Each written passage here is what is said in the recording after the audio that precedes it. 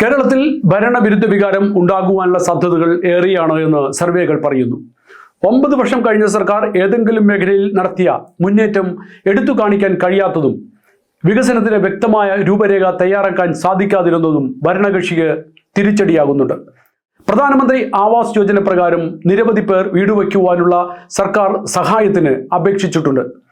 ആയുഷ്മാൻ ഭാരത് എന്ന പദ്ധതി പ്രകാരം 70 കഴിഞ്ഞ എല്ലാവർക്കും സൗജന്യ ചികിത്സ എന്നതും നിലവിലുണ്ട്. പക്ഷെ ഇതൊന്നും കേരള സർക്കാരിന് പ്രാവർത്തികമാക്കാൻ സാധിക്കാത്തത് സാമ്പത്തിക പരാധീനതകൾ മൂലമാണ്.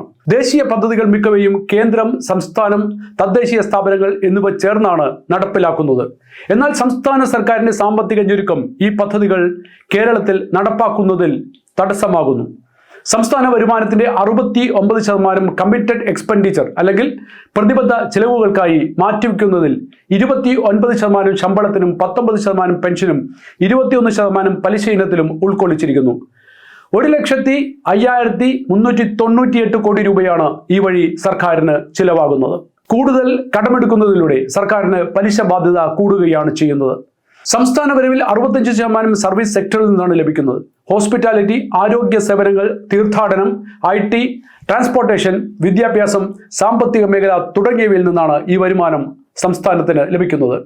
വരുമാനം വർദ്ധിപ്പിക്കുക മാത്രമാണ് കേരള സർക്കാരിന്റെ മുന്നിലുള്ള ഒരേ ഒരു വഴി. പക്ഷേ എങ്ങനെ എന്ന ചോദ്യം എങ്ങും എത്താതെ നിൽക്കുന്നു.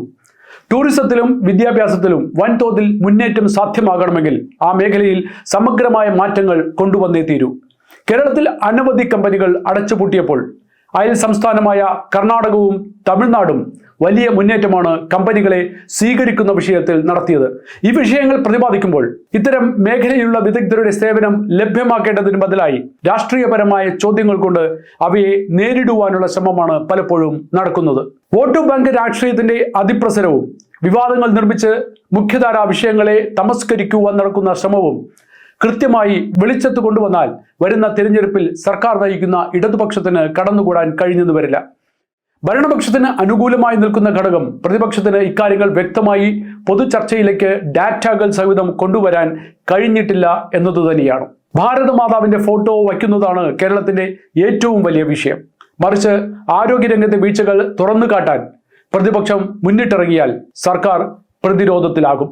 അതിന് മറയിടാൻ വേണ്ടിയാണ് വിവിധ വിഷയങ്ങൾ അറിഞ്ഞുകൊണ്ട് തന്നെ മുഖ്യധാരയിൽ ചർച്ചയാക്കുന്നത്. കുറച്ചുനാൾ മുമ്പ് വന്ന വേടന്റെ വിഷയവും രാഷ്ട്രീയ തന്ത്രങ്ങളുടെ ഭാഗമായിരുന്നു. ഇപ്പോൾ വേടൻ മുഖ്യധാരയിൽ നിന്നും തമസ്കരിക്കപ്പെട്ടിരിക്കുന്നു.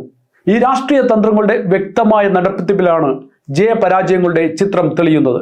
44 നദികളുള്ള നമ്മുടെ ദൈവത്തിന്റെ സ്വന്തം നാടിന് ടൂറിസത്തിൽ പോലും വേണ്ടത്ര വളർച്ച നേടാൻ കഴിയാത്തത് സർക്കാർ തലങ്ങളിൽ വൈദഗ്ധ്യം ഉള്ളവരുടെ കുറവ് കൊണ്ട് മാത്രമാണ്.